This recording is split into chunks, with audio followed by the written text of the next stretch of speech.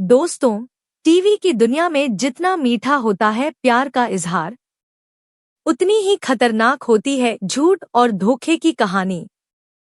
और आज हम बात करने जा रहे हैं वसुधा की जिंदगी के उस ऐसे धमाकेदार मोड़ की, जो आपके दिल की धड़कनें तेज कर देगा। अब देखिए, चंद्रिका के चेहरे पर भले ही मुस्कान हो, लेकिन उसके दिल में पल रही है एक खतरनाक साजिश। वो सबके सामने वसुधा को अपनाने का नाटक करेगी, मगर पर्दे के पीछे नंदिनी के साथ मिलकर रच चुकी है एक बहुत बड़ा खेल, दुल्हन की अदलाबदली का खेल। कहानी अब ऐसे मोड़ पर आने वाली है कि हर कोई हैरान रह जाएगा। दरअसल देव और वसुधा ने तय किया था कि अब वो दुनिया के सामने अपने प्यार का इजहार करेंगे। दोनों ने शादी कर ली है और अब वे सच सबके सामने लाने का फैसला करते हैं। लेकिन जैसे ही ये बात तय होती है, उसी पल शुरू हो जाती है साजिशों की असली कहानी। सारिका बार बार कोशिश करती है यह साबित करने की कि देव और वसुधा के बीच गहरा रिश्ता है, कि दोनों ने साथ में पूजा की थी, वसुधा का गृह प्रवेश हुआ था। लेकिन हर बार उसके सबूत झूठे साबित हो जाते हैं। अब कहानी पहुंचती है पहली रसोई की रस्म तक। दिव्या बड़ी चालाकी से रसोई की जिम्मेदारी दे देती है वसुधा को, जबकि नंदिनी यह काम नहीं कर पाती। वसुधा पूरे दिल से सबके लिए खाना बनाती है, लेकिन जैसे ही खाने का समय आता है, जब सभी मर्द एक और औरतें दूसरी ओर बैठकर भोजन करती हैं, तभी मचता है ड्रामा। दिव्या वसुधा से कहती है, आओ तुम भी हमारे साथ बैठो, पर तभी चंद्रिका सख्त लहजे में रोक देती है। वसुधा इस घर का हिस्सा नहीं है। जब नंदिनी, जो होने वाली बहू है, वो इस रस्म में नहीं बैठ सकती, तो वसुधा को बैठने का हक किसने दिया? यह सुनकर सबके चेहरे उतर जाते हैं और यही साफ हो जाता है कि चंद्रिका को अभी तक सच्चाई का जरा भी अंदाजा नहीं है कि देव और वसुधा ने शादी कर ली है। उसे लगता है वसुधा ने देव को फंसाया है, लेकिन जब असलियत सामने आएगी तो खुद चंद्रिका कहेगी, मैं तो खुद ही धोखा खा गई। अब आने वाले एपिसोड में भावनाओं का सैलाब दिखेगा। देव की आंखों में वसुधा के लिए दर्द, उसकी तड़प और आंसू देखकर चंद्रिका का पत्थर दिल भी पिघल जाएगा। उधर नंदिनी को धीरे धीरे एहसास होने लगेगा कि इस घर में अब उसकी कोई जगह नहीं बची। लेकिन नंदिनी इतनी आसानी से हार मानने वाली नहीं है, क्योंकि नंदिनी और चंद्रिका का रिश्ता पुराना है। दोनों पहले से एक दूसरे को जानती हैं और इस घर में आने से पहले ही बना चुकी हैं अपना खतरनाक प्लान।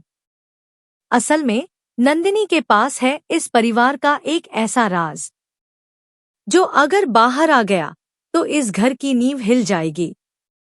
यही राज वह चंद्रिका को धमकी देकर अपने पक्ष में इस्तेमाल कर रही है।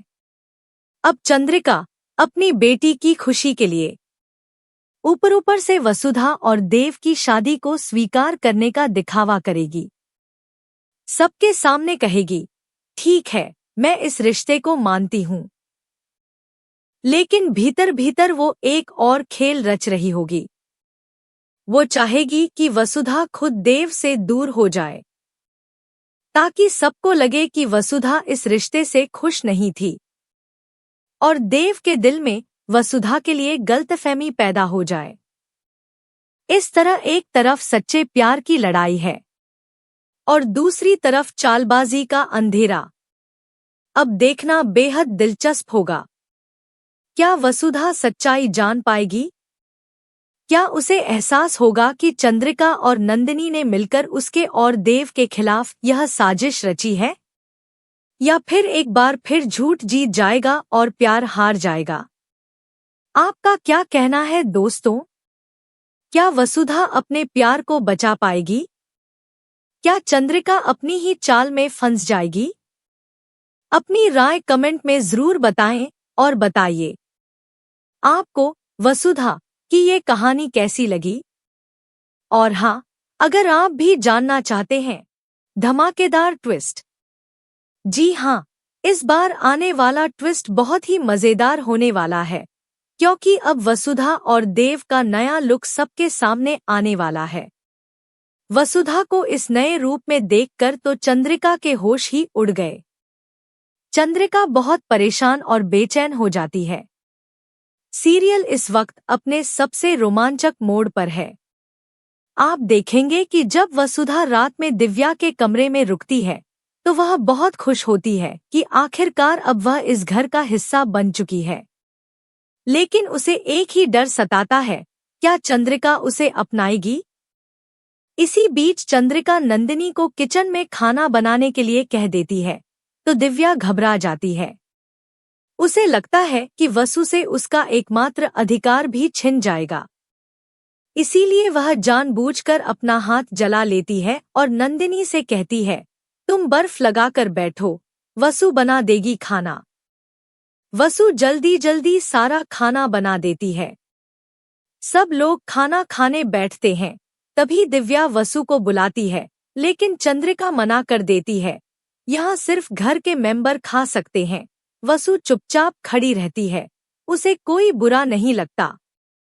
तभी चंद्रिका कहती है, वसु तुम घर चली जाओ, हनुमंत को तुम्हारी जरूरत होगी, त्योहार है। वसु घर पहुंचती है तो हनुमंत हैरान रह जाते हैं, अरे छोरी, तू तो अभी गई थी ससुराल, वापस कैसे आ गई?